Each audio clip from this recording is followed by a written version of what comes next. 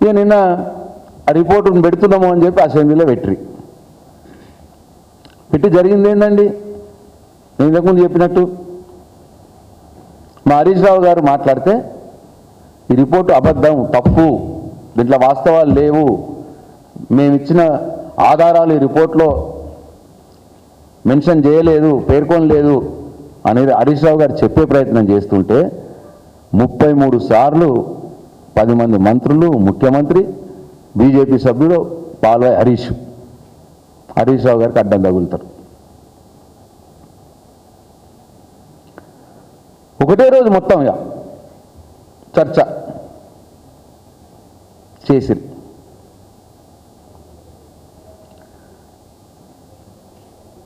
రాత్రి దానిక మాకు అవకాశం ఇవ్వకుండా మా మైక్ నొక్కేసి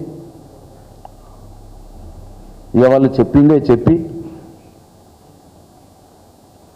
దీని అంతా ఏమర్థం చేసుకోవాలి? కాళేశ్వరంలో మేడిగడ్డ బ్యారేజ్లో చిన్న సమస్యని, చీమంత సమస్యని 350 కోట్ల కంటే తక్కువ విలువ గల నష్టం జరిగే సమస్యని 4 రోజుల్లో ఎన్డీఎస్ఏ వస్తుంది, 7 రోజుల్లో రిపోర్ట్ ఇస్తుంది. మరి నేను అడుగుతున్నా, ఈ రాష్ట్రంలో పెద్దవాగు కొట్టుకపోయింది, అక్కడికి ఎన్డీఎస్ఏ ఎందుకు రాలేదు? ఈ కాంగ్రెస్ ప్రభుత్వం వచ్చినాకనే పెద్దవాగు కొట్టుకపోయింది, అక్కడికి ఎన్డీఎస్ఏ ఎందుకు రాలేదు? సుంకిశాల గోడ కూలిపోయింది, అక్కడికి ఎన్డీఎస్ఏ ఎందుకు రాలేదు? వట్టెం పంప్ హౌస్ నీళ్ళలో మునిగిపోయింది, అక్కడికి ఎన్డీఎస్ఏ ఎందుకు రాలేదు? సుంకిశాల టనల్ మొత్తం కుప్పగూలిపోయి 8 మంది చనిపోయి ఇంకా మృతదేహాలు కూడా బయటకు వాళ్ళే. ఎస్ఎల్బీసీ టనల్ మొత్తం కూలిపోయి 8 మంది చనిపోయి మృతదేహాలు కూడా బయటకు తీయలేక పరిస్థితి. 1000 కోట్ల నష్టం ఎస్ఎల్బీసీ టనల్ కూలిపోతే. అయినా అక్కడికి ఎన్డీఎస్ఏ రాదు. కానీ 3 పిల్లర్లు కుంగి 350 కంటే తక్కువ కోట్ల నష్టం జరిగితే మేడిగడ్డకు మాత్రం ఎన్డీఎస్ఏ 4 రోజుల్లో వస్తుంది, 7 రోజుల్లో రిపోర్ట్ ఇస్తుంది. దీన్ని బట్టి ఏమర్థమవుతున్నది క్లియర్గా? రేవంత్ రెడ్డి ముఖ్యమంత్రిగా ఉన్నప్పుడు, రేవంత్ రెడ్డి ప్రభుత్వంలో నేను ఇప్పుడు చెప్పినవన్నీ,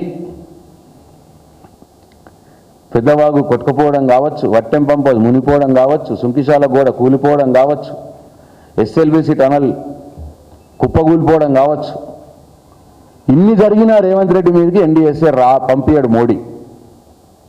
కానీ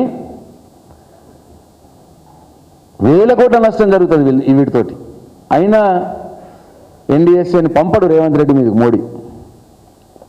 కేవలం 350 కోట్ల కంటే తక్కువ, ఇంకా అది కూడా అంత కూడా ఉండదు, అంతకంటే తక్కువ నష్టం జరిగిన మేడిగడ్డ మీదకి, కాళేశ్వరం మీదకి, కేసీఆర్ మీదకి మాత్రం పంపిస్తాడు మోడీ ఎన్డీఎస్ఏని. దీన్ని దయచేసి తెలంగాణ సమాజం అర్థం చేసుకోవాలని చెప్పి నేను కోరుతా ఉన్నా. ఎస్ఎల్బీసీ టనల్ కూలిపోతే ఏ ఎంక్వైరీ కమిషన్ రాదు, ఏ గోస్ట్ రిపోర్ట్ రాదు.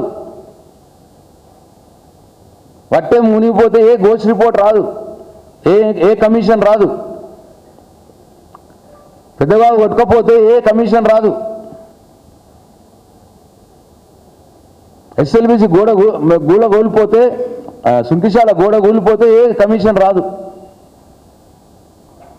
కానీ కాళేశ్వరము, మేడిగడ్డ, కేసీఆర్ మీదకి మాత్రం కమిషన్లు వస్తాయి, ఎన్డీఎస్ఏ వస్తుంది, చివరికి సిబిఐ కూడా వస్తుంది. ఇప్పుడు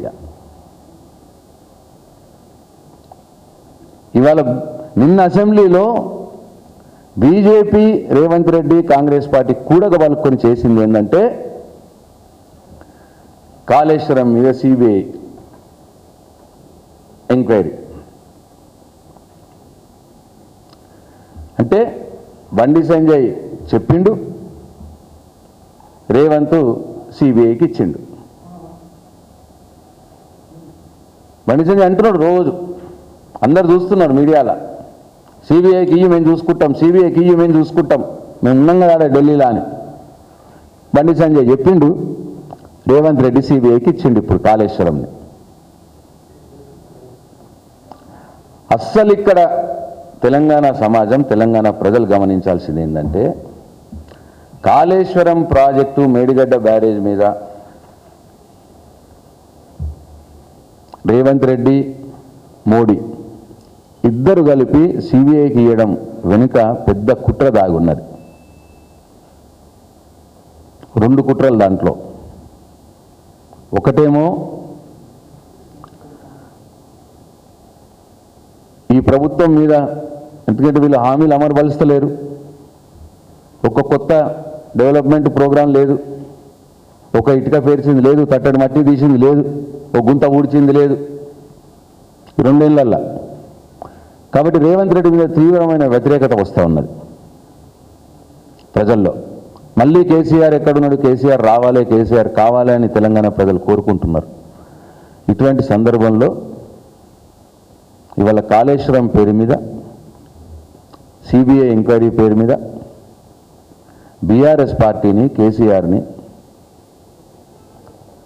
బదనాం చేయాలనే ఒక కుట్ర నంబర్ 1.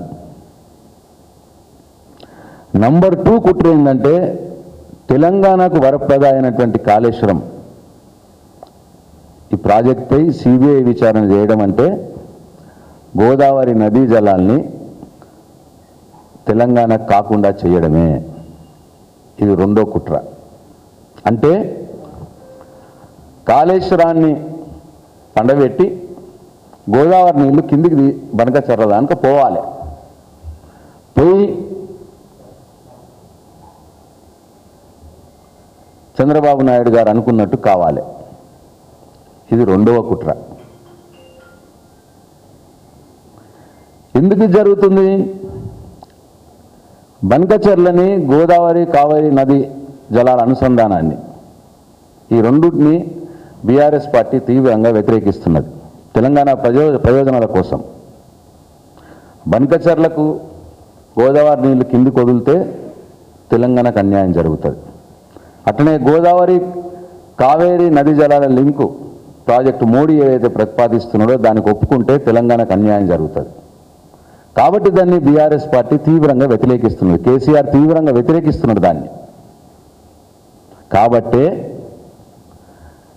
ఇవాళ రేవంత్ రెడ్డి, మోడీ, చంద్రబాబు నాయుడు ఈ ముగ్గురు కలిపి ఇవాళ కేసీఆర్ గారి మీద కుట్ర చేస్తున్నారు. ఎందుకంటే మీరు గమనించాలి, 20 నెలలుగా కేవలం 300-400 కోట్ల రూపాయలతో రిపేర్ అయిపోయి మేడిగడ్డ బ్యారేజ్ని వాడుకోవచ్చు. కానీ 20 నెలలుగా దాన్ని రిపేర్ చేస్తలేరు, దాన్ని ఎండబెడతాను. అంటే దాన్ని పడావు పెట్టి మొత్తంకే ఇవాళ కిందికి నీళ్ళు పోయేటట్టు చేసారు ఈ 2 ఏళ్ళుగా. ఇక సిబిఐ ఎంక్వైరీ పేరిట పర్మనెంట్గా మేడిగడ్డను మూసేయాలి. ఇక సిబిఐ ఎంక్వైరీ పేరిట పర్మనెంట్గా మేడిగడ్డను మూసేసి మొత్తం కిందికి నీళ్ళు పోవాలి. కాబట్టి ఇవాళ మనందరి బాధ్యత, తెలంగాణ ప్రజలందరి బాధ్యత. ఇవాళ మనం కాళేశ్వరాన్ని కాపాడుకునే బాధ్యత మనందరి మీద ఉన్నది. ఇవాళ కాళేశ్వరం మీద సిబిఐ ఎంక్వైరీ అనే పేరిట జరుగుతున్న కుట్ర ఇది. ఒకటి, బీఆర్ఎస్ పార్టీని, కేసీఆర్ని తక్కువ చేయాలి, బదనాం చేయాలనేది ఒకటి. 2, మన గోదావరి జలాల్లో మన తెలంగాణ వాటని మనకు కాకుండా చేసి కాళేశ్వరాన్ని పూర్తిగా మేడిగడ్డ బ్యారేజ్ మొత్తానికే దాన్ని మూసేసి గోదావరి జలాలు కిందికి బనకచర్లకు పోవాలి. తర్వాత కావేరి గోదావరి నదీ జలాల అనుసంధానం జరగాలి. ఇది వాళ్ళ ప్లాన్, మోడీ, చంద్రబాబు, రేవంత్ రెడ్డిల ప్లాన్. కాబట్టి దయచేసి తెలంగాణ ప్రజలారా, తెలంగాణ మేధావులారా మేల్కొనండి. మనం కాళేశ్వరం ప్రాజెక్టును కాపాడుకునే బాధ్యత మన మీద ఉన్నది అని చెప్పి నేను మనవి చేస్తా ఉన్నా.